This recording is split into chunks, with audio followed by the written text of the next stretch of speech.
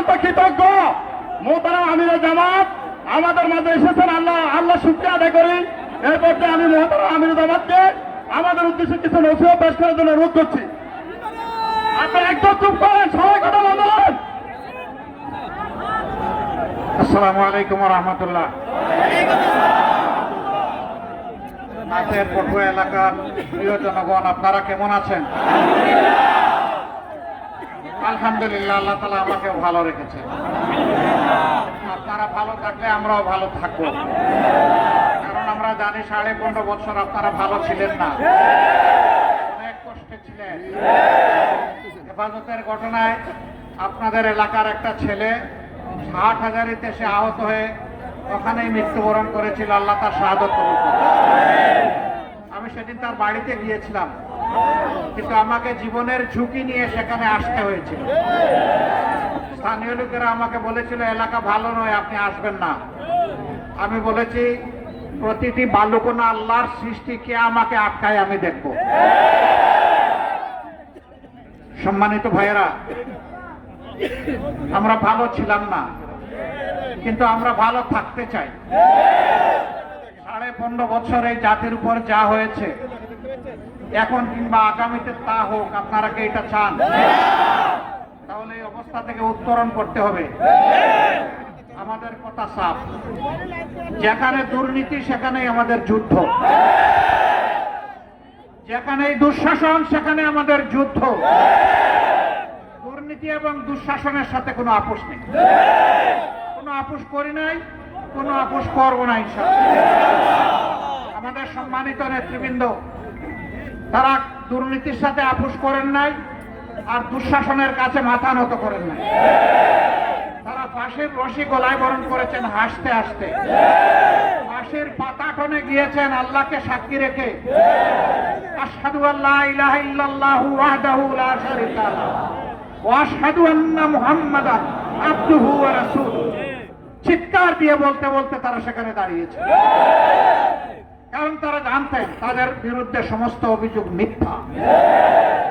তাদেরকে প্রতিহিংসা এবং গ্রাস মেটানোর জন্য হত্যা করা হচ্ছে। ইনশাআল্লাহ বিচার আমরা পাবো, আল্লাহ চাইলে দুনিয়ায় পাবো, আর সন্দেহাতীত ভাবে আমরা আখিরাতে পাবো। আমরা চাই এই বাংলাদেশ সমস্ত ফ্যাসিবাদ, সমস্ত দুর্নীতি এবং দুঃশাসন থেকে আগামীতে মুক্ত হোক। তারা চান শিওর? তাহলে একটা ভালো, একটা উত্তম, একটা নির্মল, একটা পরিপূর্ণ আদর্শ লাগবে। এই আদর্শ কোনটা? ইসলাম। সেই আদর্শ কোনটা? ইসলাম। তো ইসলাম যেখানে কায়েম হবে, সেখানে তাইলে আর মুসলমান ছাড়া অন্য ধর্মের মানুষ বসবাস করতে পারবে না। অবশ্যই পারবে।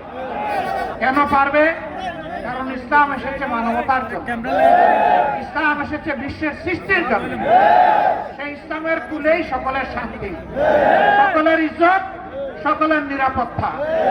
এই জন্য কোনো নিষ্ঠাবান মুসলমানের হাতে অন্য কোনো ধর্মের মানুষের কোনো ক্ষতি হয় না। তার জীবনের ক্ষতি হয় না, তার ইজ্জতের ক্ষতি হয় না, তার সম্পদের ক্ষতি হয় না।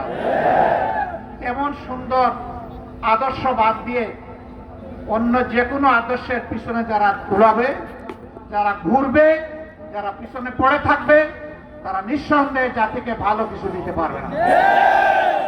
এরা ইলেকশনের সময় এসে পায়ে ধরবে, 5 বছরের জন্য ভুলে যাবে। আবার যখন ইলেকশন আসবে তখন তারা জেগে উঠবে।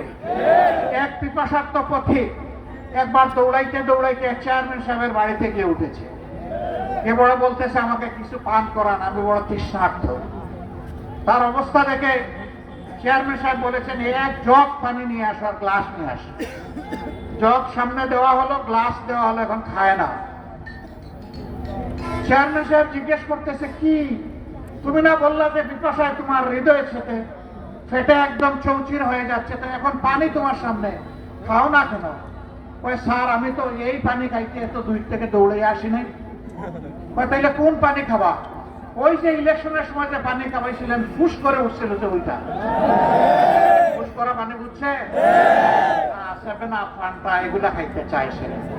তখন চেয়ারম্যান সাহেব হাসতে হাসতে বলল, এইগুলা বুটের পরে 5 বছর পাওয়া যায় না, আবার বুট আসলে পাওয়া যায়।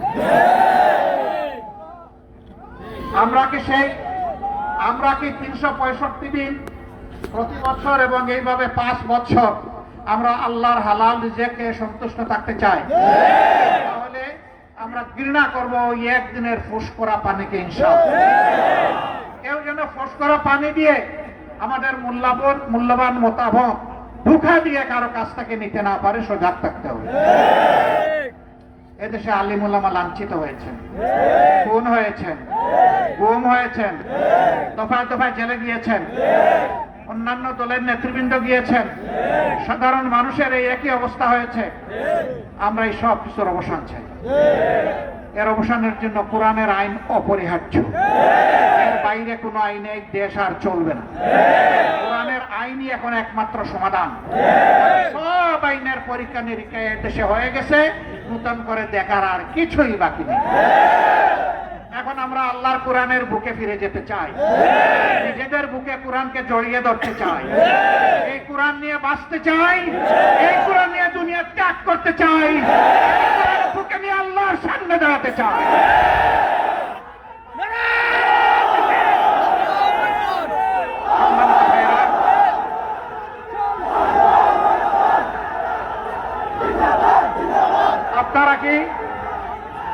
আপনারা কি আমার এই আহ্বানের সাথে একমত? শিওর আপনারা একমত? তাহলে হাত তুলে আল্লাহ তাআলাকে সাক্ষী রেখে দেখান। লিল্লাহি তাকবীর, লিল্লাহি তাকবীর, লিল্লাহি তাকবীর। আসসালামু আলাইকুম ওয়া রাহমাতুল্লাহ।